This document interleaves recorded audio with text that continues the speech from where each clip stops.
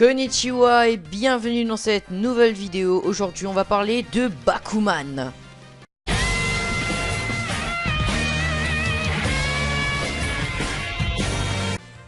Bakuman est un manga écrit par Tsugomi Ohba et dessiné par Takeshi Obata, les mêmes auteurs de Death Note.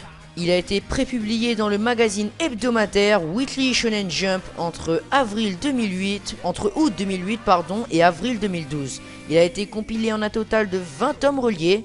La version française est publiée en intégralité aux éditions Kana. Une adaptation en animé a vu le jour avec 3 saisons de 25 épisodes. Moritaka Mashiro est en 3e année de collège et est très doué pour le dessin. C'est d'ailleurs le neveu d'un mangaka qui a connu son heure de gloire avant de ne plus avoir de succès et de mourir dans l'indifférence du public. Mashiro est amoureux d'une fille de sa classe, Mio Hazuki, mais n'ose pas lui avouer ses sentiments. Akito Takagi, le premier de la classe, propose à Mashiro de s'associer avec lui afin de réaliser un manga. Mashiro refuse tout d'abord la proposition jusqu'au soir où Takagi lui propose de le rejoindre devant chez Hazuki. Celle-ci leur confirme alors vouloir devenir comédienne de doublage. Donc si vous savez pas c'est quoi une comédienne de doublage, c'est tout simplement c'est la personne qui fait la voix. Donc par exemple dans Dragon Ball Z, celle qui fait la voix de Bulma, c'est tout simplement une comédienne de doublage. Fort troublé, Mashiro lui dit alors: si nous arrivons à réaliser notre rêve, voudras-tu m'épouser? À la surprise des deux protagonistes, Mio accepte, mais à condition qu'ils ne se voient plus jusqu'à ce que leur rêve soit devenu réalité. Mashiro et Akito se lancent alors dans la folle aventure de créer un manga à succès. Les deux adolescents se consacrent ainsi à l'écriture d'un manga et découvrent l'univers de l'édition manga au Japon avec ses joies et ses déconvenues. Et voilà, vous avez vu, ça sent... Ça sent le Wikipédia. Hein. Et oui, ça sent le Wikipédia, je vais pas trop me fouler la tête. Hein. Je recopie, après je donne mon avis.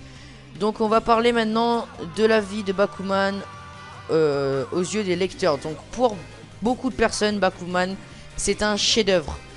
Et pour moi il y a deux grandes raisons majeures qui fait que Bakuman est un chef-d'œuvre qui a gagné autant de succès. Première raison, c'est les auteurs. Vous le savez, les auteurs sont les mêmes auteurs que Death Note. Et si vous connaissez Death Note, si vous connaissez pas, allez le regarder tout de suite, je vous ferai un prochain parlant manga. Et si vous connaissez Death Note, franchement, mon dieu, c'est un chef-d'œuvre aussi.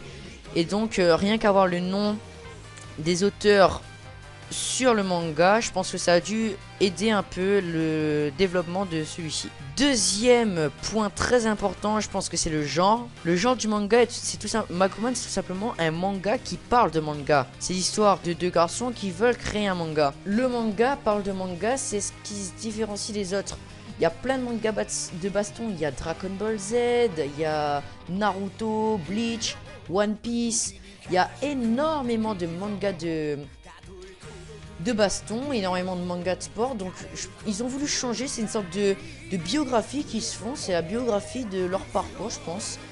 Et voilà, ils te montrent comment ça se passe dans l'univers de l'édition manga au Japon. Voilà, donc en fait, ce qui est le deuxième point important, en résumé, c'est tout simplement le fait qu'ils changent le genre de ce manga. Par exemple, imaginons tu prends tout le temps du pain au chocolat, d'accord? À un certain moment, t'en auras marre. Donc, prenons exemple que le pain au chocolat, c'est un manga de baston. Mais maintenant, si tu prends, au lieu de prendre un pain au chocolat, un jour tu veux essayer, je sais pas moi, un pain au raisin. Donc, tu vas prendre ton pain au raisin, ça va te faire du bien parce que ça te change un peu. À force de voir du Dragon Ball Z, du Naruto, du Bleach, du One Piece et tout, j'en passe. Tu vas être... Enfin, parfois ça va être chiant, je pense. Tous les mangas vont forcément se répéter. Il y aura toujours des points qui vont se répéter. Voilà. Et tandis que si tu changes et tu passes à un autre type de manga, même un manga de sport, mais même si on a énormément de mangas de sport, si tu changes encore et tu veux prendre un manga, je sais pas comment ça s'appelle, le type de Bakuman. Je pense que c'est une sorte de shonen, hein. Ouais, mais pas un shonen de baston. C'est plutôt un shonen parce qu'il y a la compétition entre chaque auteur. Les problèmes, c'est les problèmes de la vie de tous les jours pour un mangaka, c'est-à-dire garder son œuvre au sommet jusqu'à avoir un animé et continuer, excusez-moi, continuer, faut pas s'arrêter. Une fois que tu as commencé, voilà. Franchement, quand le manga Bakuman s'est terminé, j'ai reçu comme un vide, voilà. C'est parce que tu vas te dire, putain, qu'est-ce que je vais faire après? Merde. qu'est-ce que je vais faire? Donc pour le verdict, Bakuman est tout simplement un chef-d'œuvre. Je le confirme, il est super. Il tient bien, il fait bien une suite à Death Note, bien sûr ça n'a rien à voir. Et de manga. Mais voilà, c'est en fonction de la chronologie des deux mangas, en sachant que ça a été fait par les mêmes auteurs, donc les mêmes parents. Donc voilà, c'est vraiment le bon petit frère à Death Note. Bon les amis, c'est déjà la fin de la vidéo. J'espère en tout cas qu'elle vous aura plu. Si c'est le cas, n'hésitez pas à mettre un pouce en l'air. Abonnez-vous à la chaîne si c'est pas déjà fait, ça me ferait super plaisir. Allez regarder mes anciennes vidéos. Sur ce, sayonara!